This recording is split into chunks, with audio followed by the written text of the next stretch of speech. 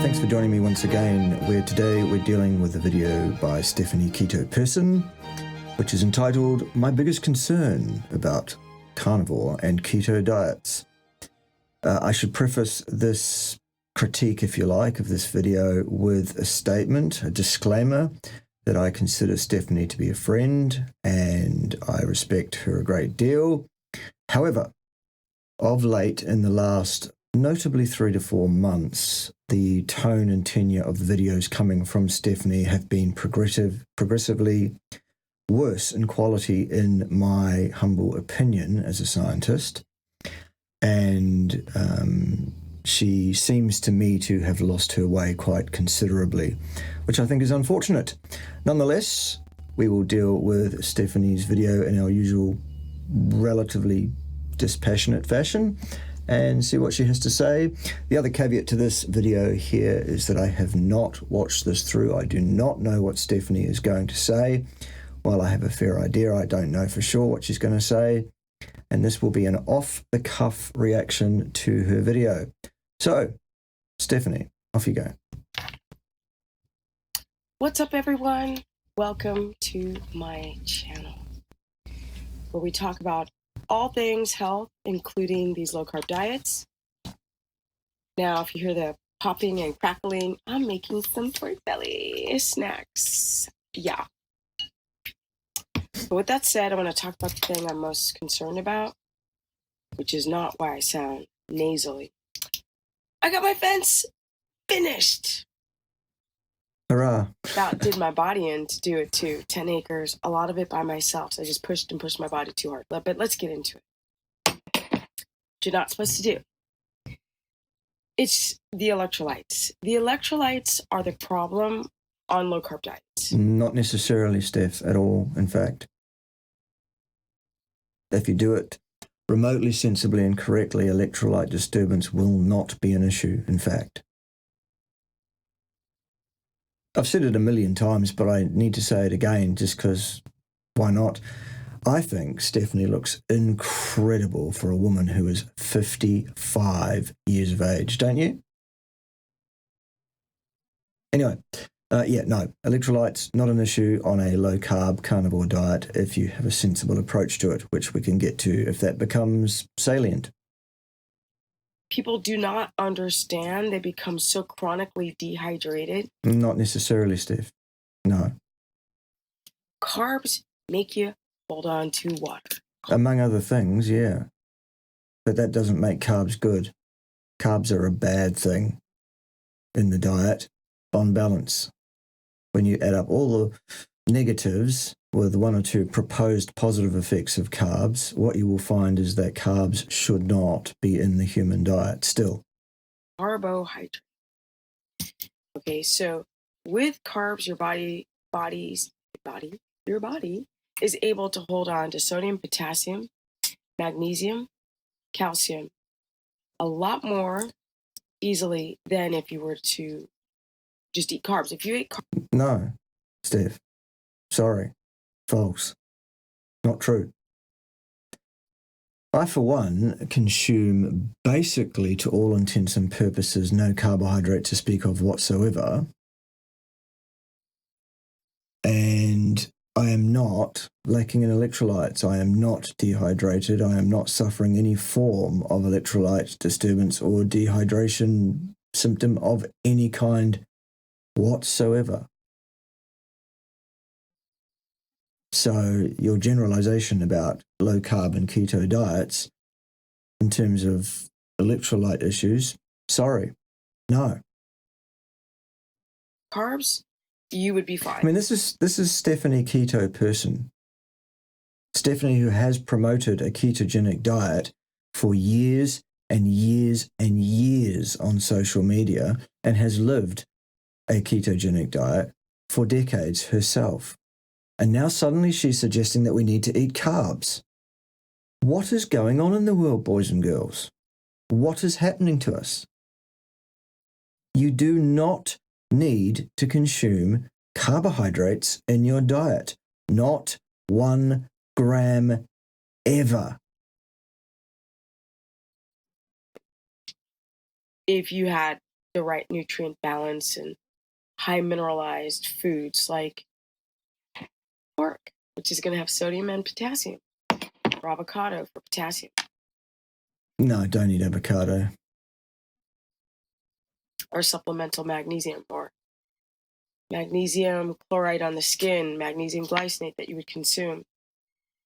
Now, the reason why I keep talking about potassium is because it's so freaking fascinating, and magnesium. People who fail, it's not just eating too much protein and not enough fat.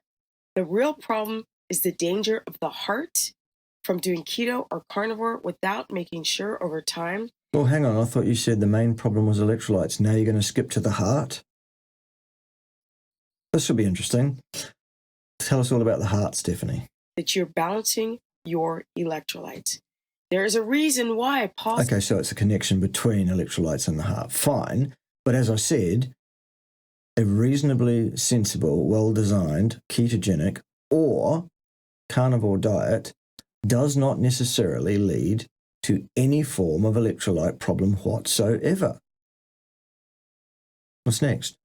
Saladino started eating fruit. Oh, God. Salad boy. Are you going to Lord Salad Boy now, Stephanie? Are you going to strain our friendship to that degree?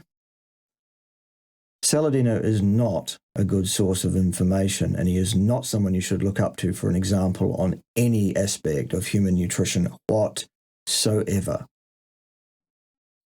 Saladino had to add electrolytes because he was doing the carnivore diet wrong.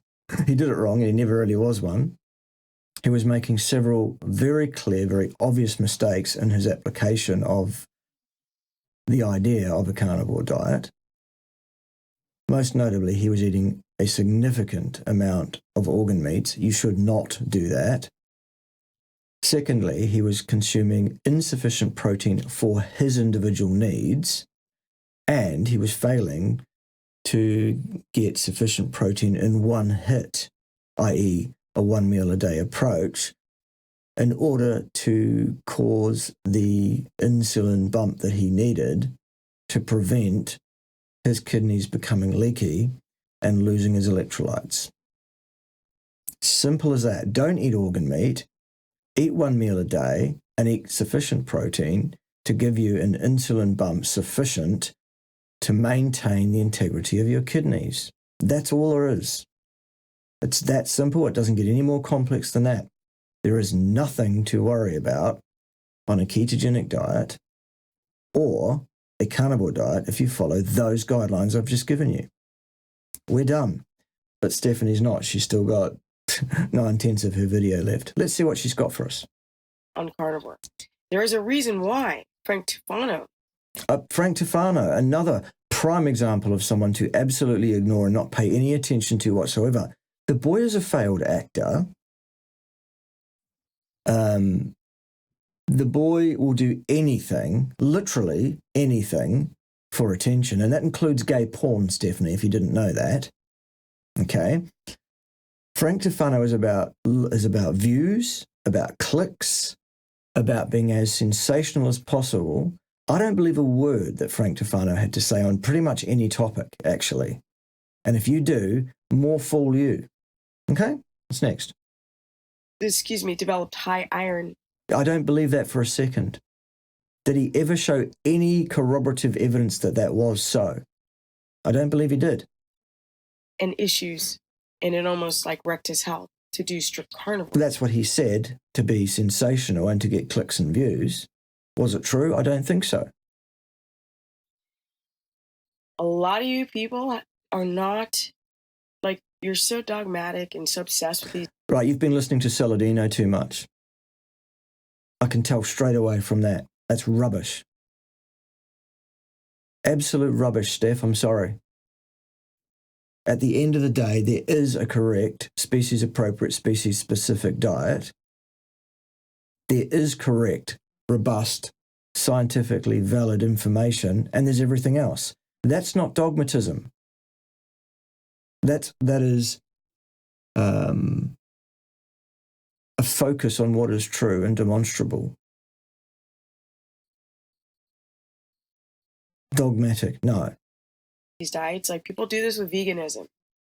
Yes, dogmatism does occur in the vegan circle, and yes, dogmatism does occur in every dietary fraternity, for want of a better term.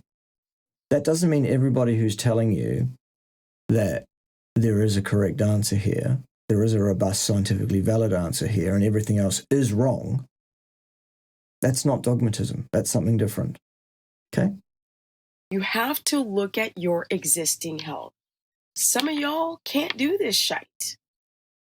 Some of you can do it. Like, I did keto for 5 years before I hit any problems with my electrolytes. So if I was 4 years into it. Yeah, but Stephanie, you've also promoted a lifestyle where you think the idea is to remain in deep ketosis, deep nutritional ketosis all the time and not cycle out on a daily basis by eating sufficient protein in one hit, in one meal. That's where you went wrong. That was your mistake, Stephanie. Nobody else's. You got that wrong. You didn't do it right. Okay? Sorry. You'd be like, oh my God, it's the best thing ever. Energy! Which I always had the energy. But I didn't talk about the muscle cramps, the rib cramps, the face twitching, the nausea. These are some of the things that I developed that I didn't know. I didn't talk about it because I didn't understand what this was coming from. So let's go more into it. Let me pull up an image here. After taking nutrient rescue, my tiredness never returned, the chronic fatigue, and I couldn't believe it was real. Okay. I want you guys to look at what your cells are looking like when you're dehydrated, when you're balanced, or when you're overhydrated. This is a problem. This is very rarely actually a problem, Stephanie. What you're showing there are charts of what occurs thematically in red blood cells to a more or less degree. To all intents and purposes, you only get the severity of action that is shown on this chart here, this little meme, basically, in the most severe cases of over or under hydration, of hyper or hyponatremia, which just means high or low salt, by the way. This is a vox pop, overly dramatized, extreme image, which does not represent what is occurring in most people's bodies most of the time. The person on the left and the person on the right in this image are both critically ill, nigh unto death, in fact.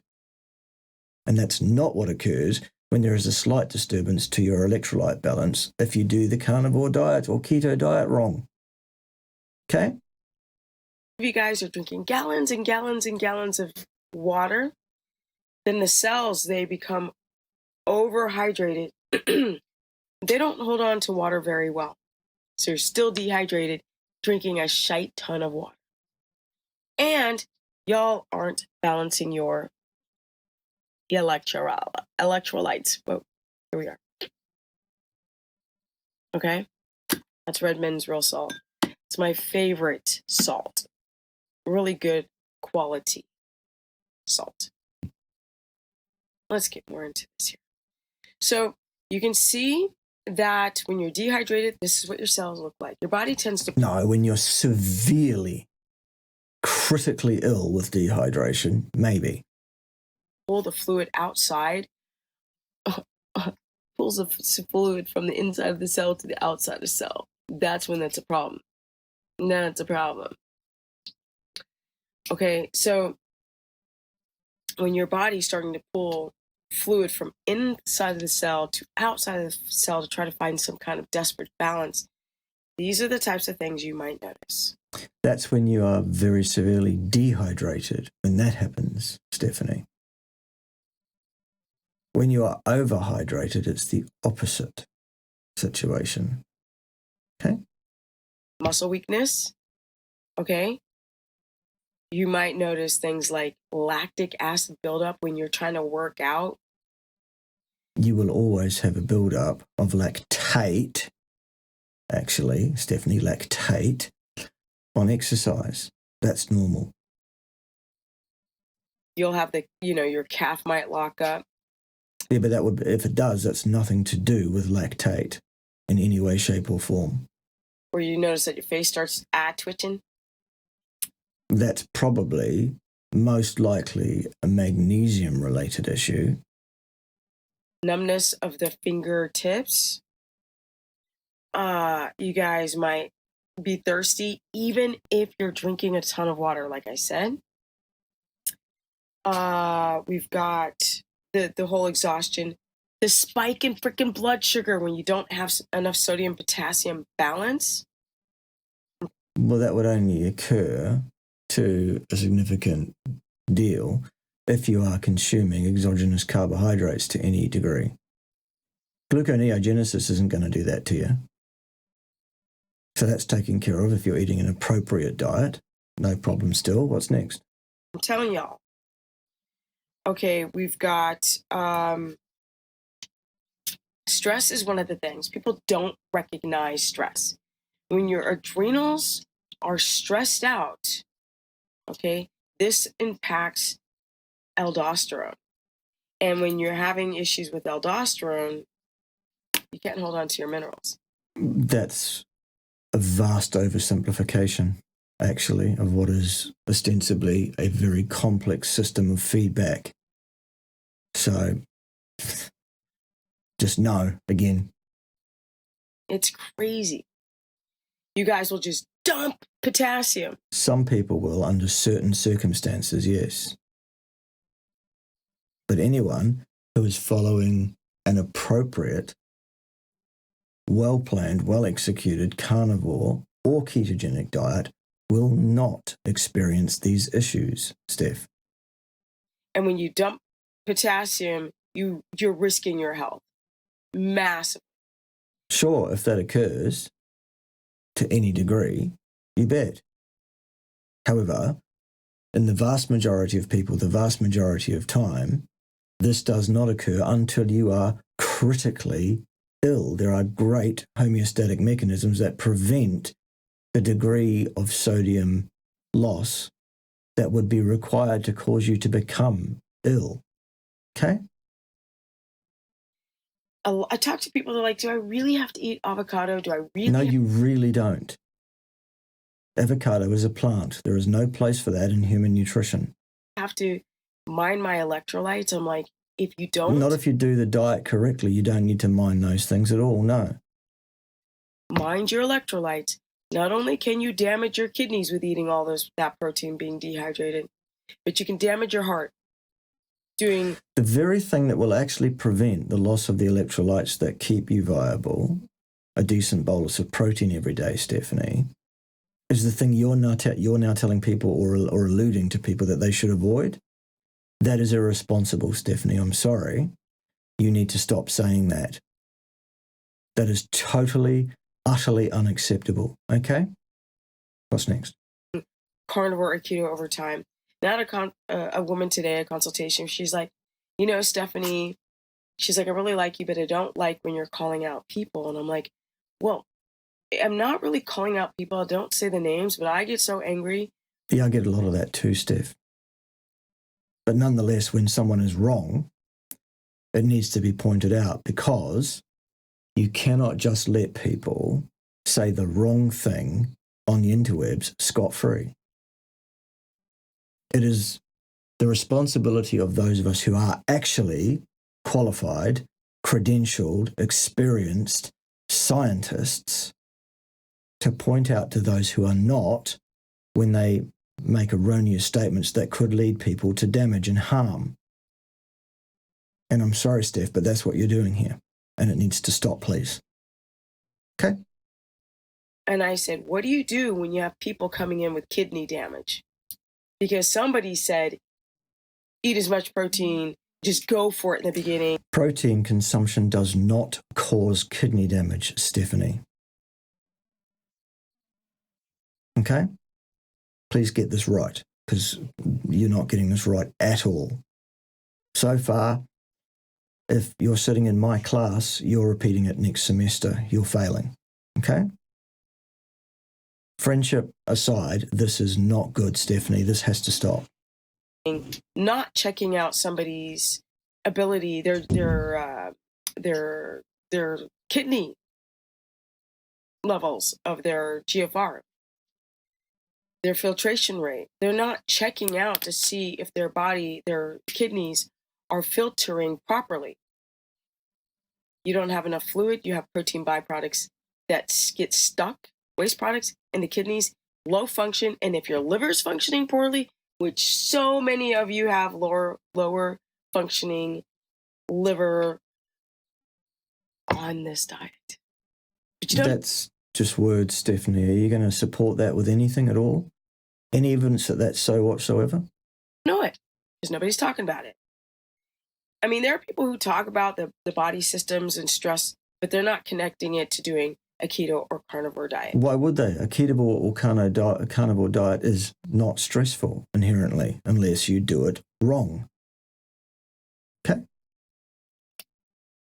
Okay. Gastritis. If your potassium starts getting too low, this is affecting the acidity, your pH levels, right? Your hydrochloric level. Well, no, in fact, not really. Again, there are very, very powerful, very, very robust homeostatic mechanisms in the human body that absolutely prevent any meaningful diversion away from the normal homeostatic set point of pH of the various different fluid pools in the body, right up until the point immediately preceding that person's death, Stephanie. No. The pH will not be deranged by a moderate loss of potassium. And when they drop, there's no barrier. The mucus lining is compromised. You start having gastritis in your digestive tract.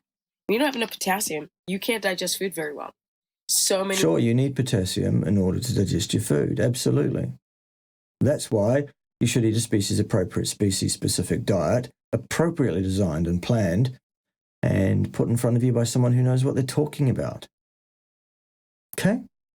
Many of you guys are experiencing either loose stool or constipation. That's often nothing to do with electrolytes, Stephanie. The most common cause of loose stool is a disturbance and upsetting of the microbiome for some reason.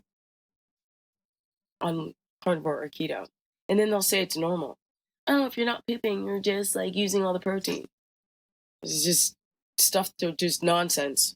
It's not nonsense. If you're talking about people that are excreting feces much less frequently than they were on a standard diet and in much smaller volume, it is because they are absorbing the vast majority of the food they are consuming, those on a carnivorous diet.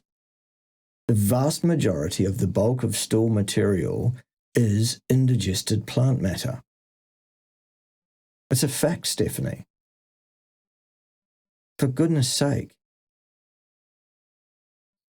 I don't get it why you've changed direction so thoroughly, how you've got so off whack with what is true and robust and demonstrable and correct.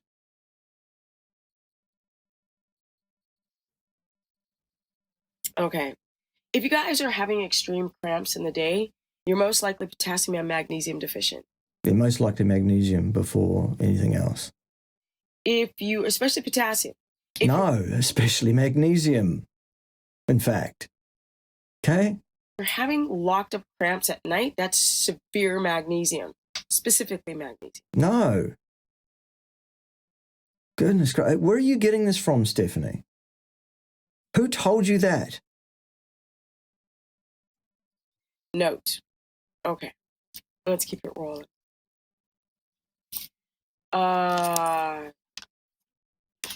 Let's see here. I was talking before about low potassium and high blood sugar. And a lot of you guys just can't understand why your blood sugar is so jacked because you're not purposely and strategically knowing how much sodium potassium you're taking in per day. And people ask... That's a minor issue in terms of blood sugar control. the most important factors in blood sugar control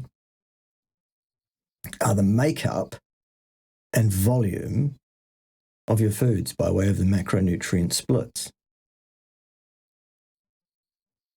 The timing, not electrolytes. Very minor issue, much further down the hierarchy of control on blood sugar.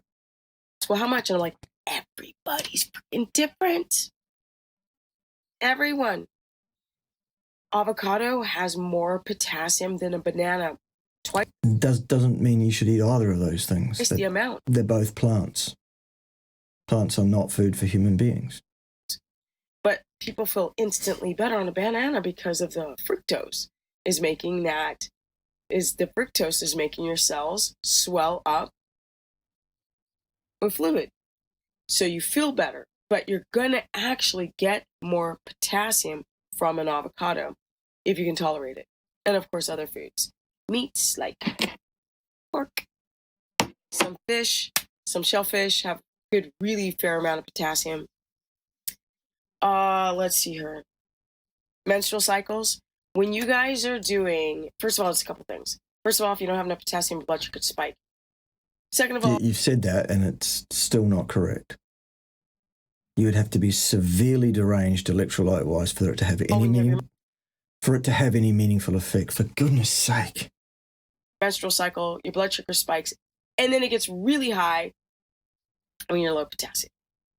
Third of all, low potassium creates heavy periods.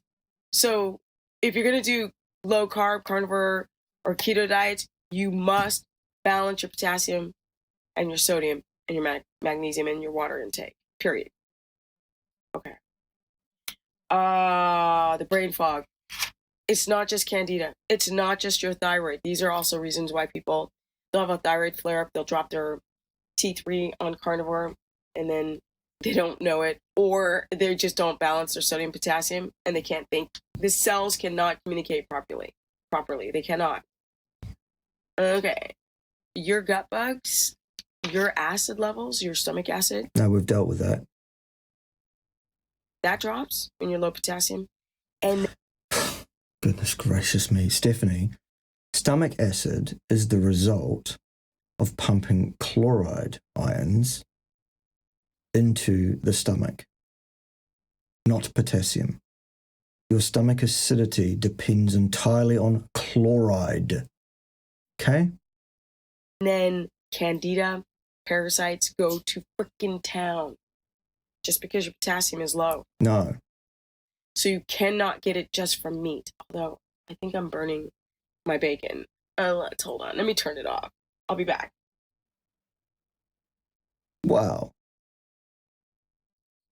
She's in the middle of a video. She's going to abandon us. We feel abandoned, Steph.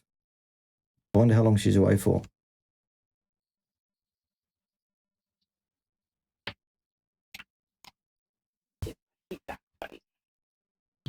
All right. Not too bad, but still, you could edit that out, couldn't you? Ooh, H. pylori infections increase with low potassium. Okay, show us some evidence that that's a cause and effect relationship, or in fact that any such relationship is demonstrable anywhere. No?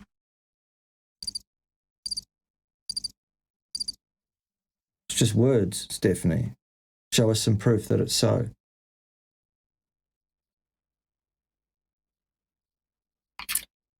And so many of you guys are having issues with your gallbladder and your kidneys because you're chronically dehydrated. You don't know that, Stephanie. You're not a duly qualified, duly competent clinician. You're speculating. You really ought not to be doing that. When you eat such large amounts, hi guys. When you guys are eating such large amounts of protein. How much is a large amount of protein?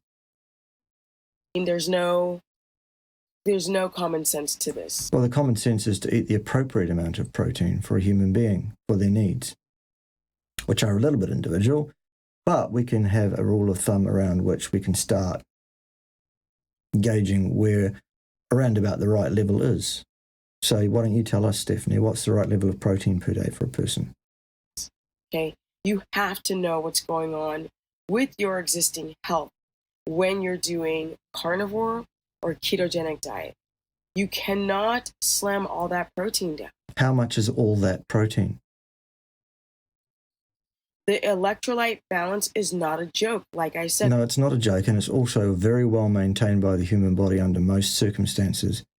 You have to really get it wrong to cause your body to lose its ability to do that. Over time, if you do this for years, you can damage your heart.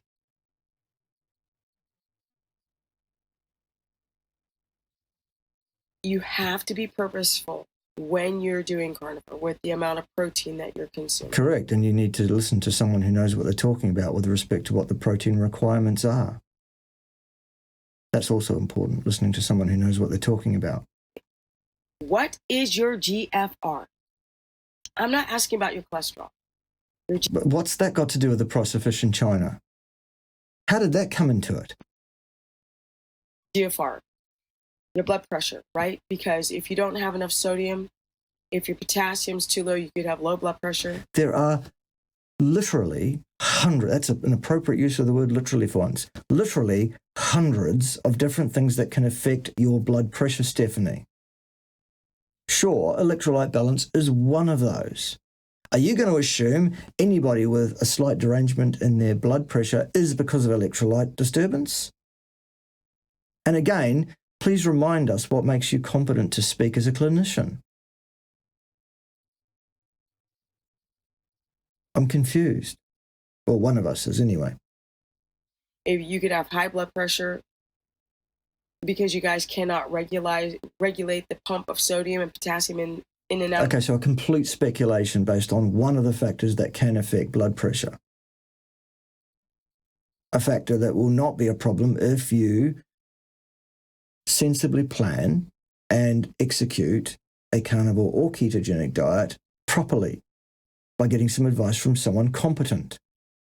Out of the cells, and then you have a drop in aldosterone and a spike in adrenaline and cortisol, and blood pressure spikes on carnivore. No, it doesn't.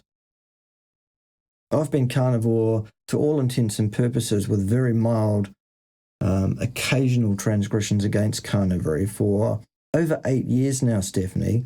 I took my blood pressure last night, as it turns out. It's 119 over 79 last night. Okay? Pretty good for a man of 50. Or it rebounds. So some people notice like they become, but the biggest problem that I've noticed when people don't manage their electrolytes is low blood pressure. I mean, you can't make this up. Well, you are making things up though, Stephanie. You are just making things up. I'm sorry. You're talking in an area that's outside your sphere of expertise. If you ever feel nauseated or weak at the gym, a lot of guys are like, oh, I'm losing my pump.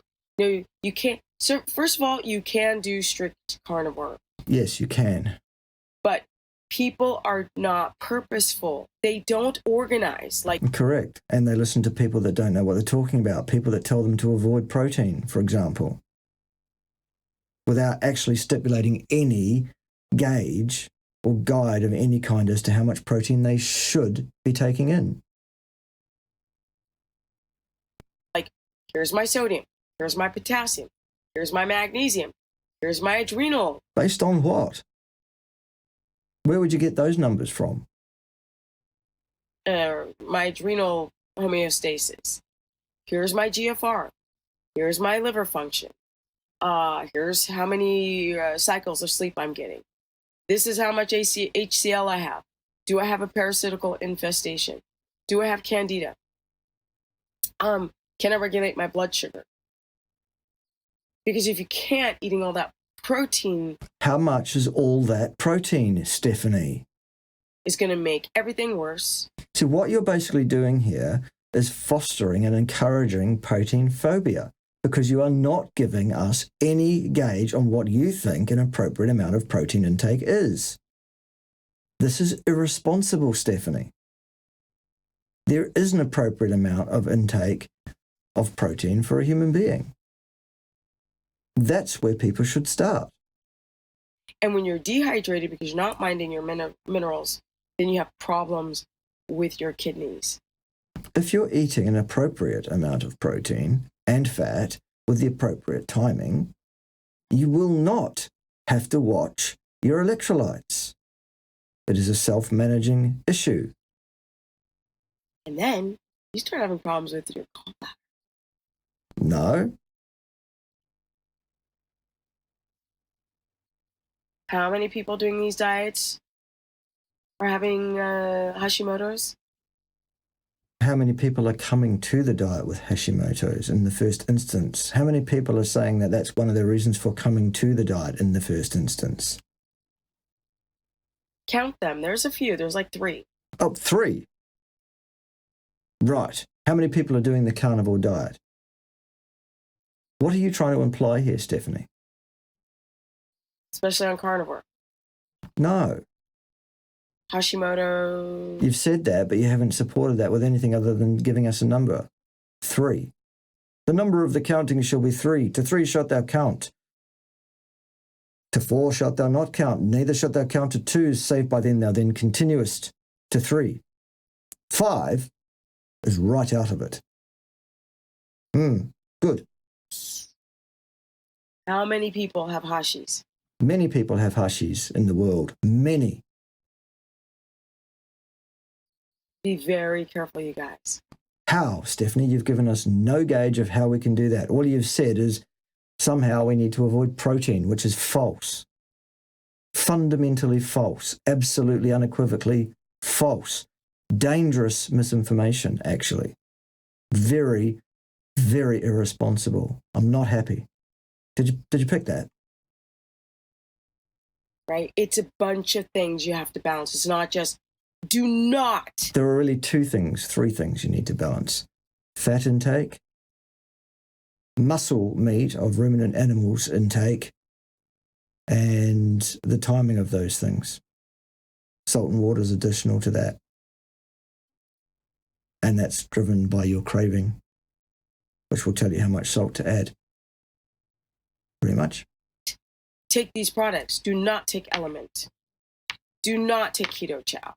Now, the best one is the Dr. Berg product, but to be honest... Oh my God. Seriously, Stephanie?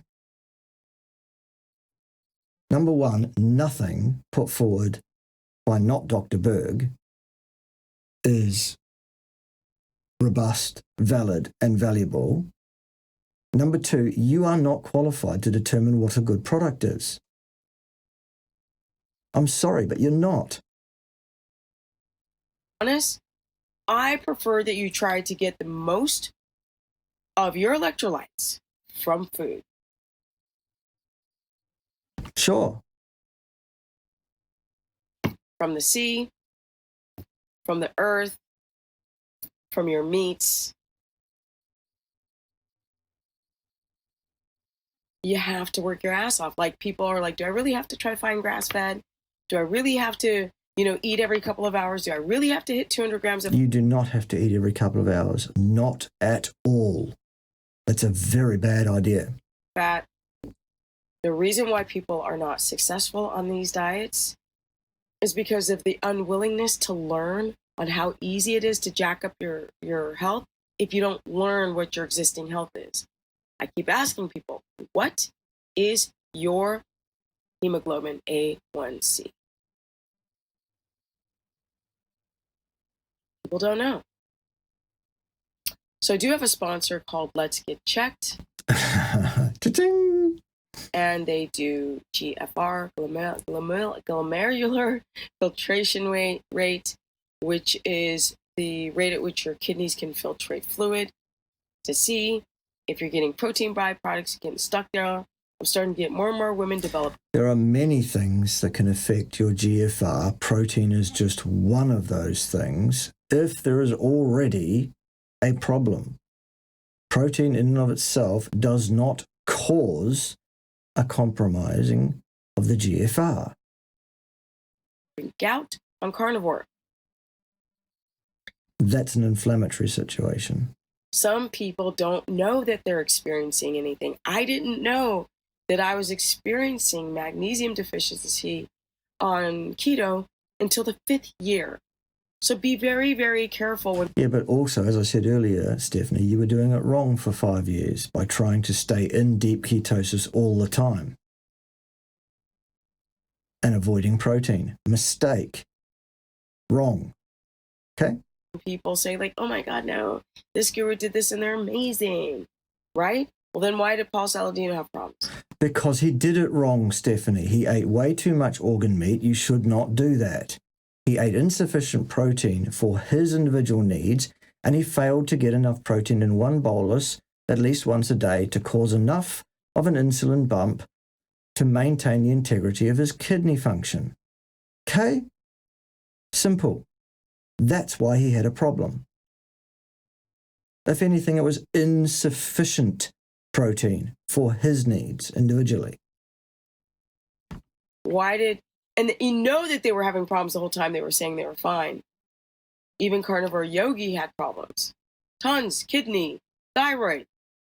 People are having problems. So some people are having problems, yes. And it's usually because they are listening to people who do not know what they are talking about and are giving out poor advice, like you need to avoid protein. That is poor advice. It's really hard, I think, for gurus to sit and have to break down the 20,000 different ways to know what your existing health looks like before you do something like a carnivore diet. Because you can jack your shite up, gnarly jack your shite up. If you're doing carnivore and you refuse to eat plants, you best find a matrix. What on earth does that mean? Do you speak English, Stephanie? You best balance your electrolytes. It's self-sustaining. It takes care of itself. That's why I have a pair of kidneys, Stephanie. That's what they do, among other things. They maintain my electrolyte balance. Okay? Especially that potassium.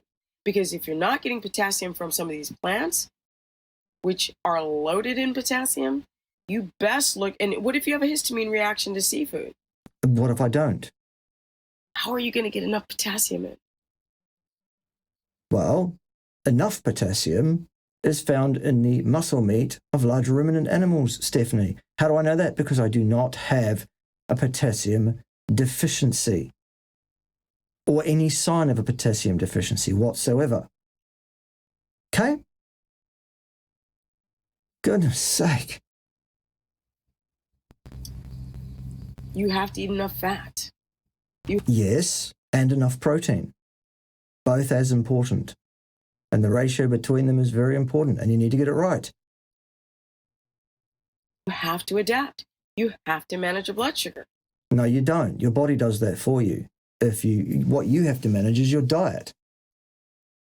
And also you have to manage who it is you listen to for dietary advice. Because not everybody's opinion is just as valid. I'm sorry. You're entitled to an opinion, Stephanie, but it's wrong. It's false in this regard. Okay? You have to follow circadian rhythm. You have to ground yourself. Sure, yes, absolutely. It's not just eating a diet. That's right. But eating a diet's the most important bit in terms of managing your blood sugar, your blood glucose, and everything else, your electrolytes and all of those things. Diet is the linchpin. Absolutely. No question. Eating a diet is just a pinch. No, it's the linchpin.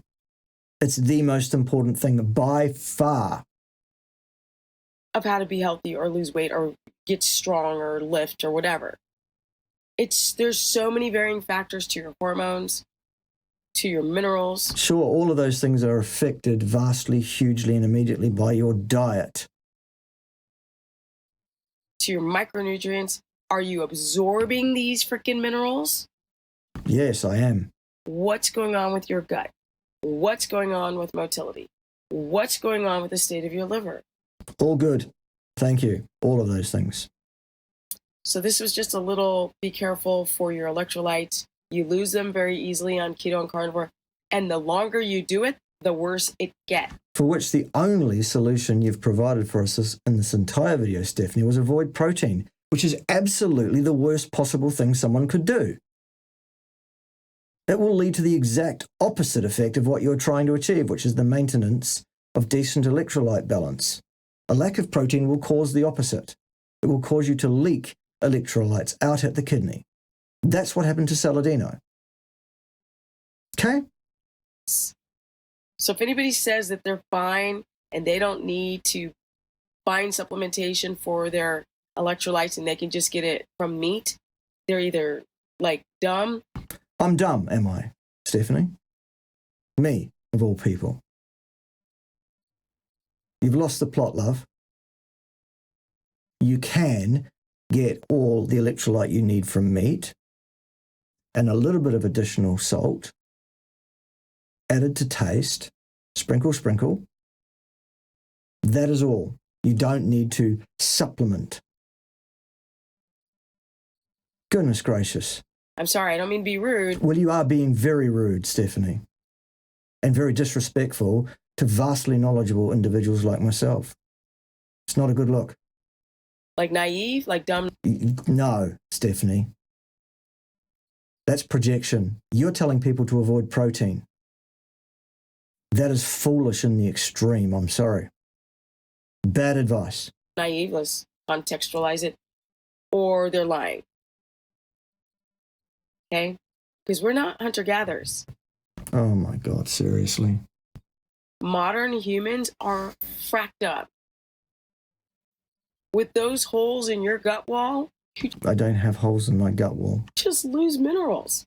No, I don't lose minerals. My mineral status is absolutely ideal, still. Or what about people who are eating all that red meat and their iron levels get too high? Oh my God, Stephanie, get a clue, love. Honestly. Now you're just talking through a hole in your head. It's even worse than avoid protein. The form of iron found in meat is heme iron. It's non-toxic. The buildup of said iron is not a problem. Your body does it because it's programmed to do so. When it's available, it takes it on board and it stores it. It is stored in a safe and non-toxic way